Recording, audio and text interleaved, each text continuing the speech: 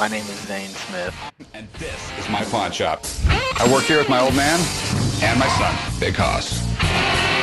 Everything in here has a story and a price. One thing I've learned after 21 years, you never know what is going to come through that door.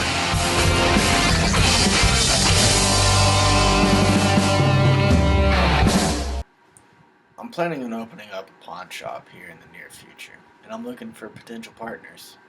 And if I've learned anything from the History Channel, it's about pawn shops. So what a pawn shop does is it gives loans at a high interest rate out to people who will put their personal belongings up as collateral. A lot of people may think a pawn shop is just a secondhand store, but that is not the case.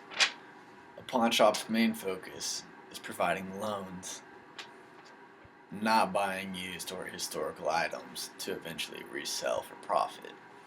I personally feel like a pawn shop would best be ran under a limited liability company because it would give you all the benefits of a corporation while still getting the tax benefits of a partnership, honestly. When you're running a pawn shop, you definitely want to be protected from personal liability.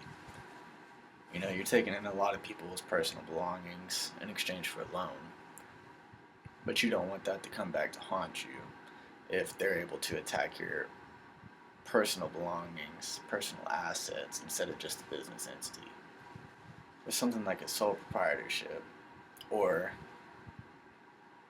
just a general partnership, you become personally liable. So, if anything gets stolen or broken while it's in your possession, that person can eventually come back and attack your personal assets, which might put you in some deep trouble. Personally, I don't like deep trouble.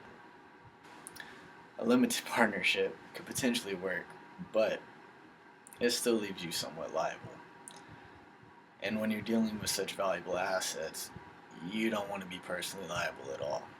So a corporation would be the second best option in this situation. You know, if you're running a pawn shop, you want to be separate from the business itself. So in terms of organizing a pawn shop, it essentially comes down to if you want to run it as a limited liability company or a corporation. So since we're only opening up one store, we should definitely do it as a limited liability company. And if you ever wanted to expand, we could discuss becoming a corporation. I hope you'll consider joining me as a partner in this future business venture and make some money with me.